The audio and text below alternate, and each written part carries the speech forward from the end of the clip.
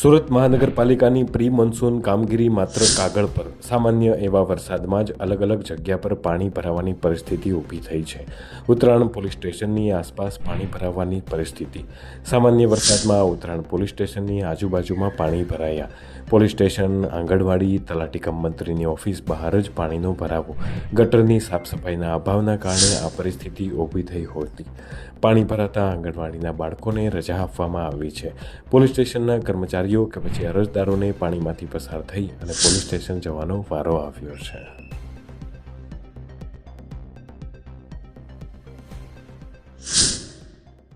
સાહેબ આપનો પરિચય. સુરેશભાઈ, શું કહેશો સામાન્ય વરસાદમાં આ રીતે પાણી ભરાય? સામાન્ય તો વરસાદ આખી રાત પડ્યો હતો અને આ પાણી નિકાલ માટેનો એકમાત્ર રસ્તો છે. અને જ્યારે સમગ્ર વિસ્તારમાંથી પાણી આવતું હોય ત્યારે સ્વાભાવિક છે કે લાઇનનું પોતે ફૂલ કેપેસિટીમાં જતું હોય ત્યારે નીચાણવાળા વિસ્તારમાં સ્વાભાવિક છે થોડું પાણી ભરાય અને એના માટે અત્યારે અમે તાકીદ કરી અને મશીનરી લાવી અને કામગીરી કરી રહ્યા છીએ. કેટલા લોકો કામ કરી રહ્યા છે? સામાન્ય વરસાદમાં આ પરિસ્થિતિ થઈ ગણી છે. વધારે વરસાદ પડ્યો તો શું દશા થાય? એના માટે અમારી ટીમ એલર્ટ રહી છે.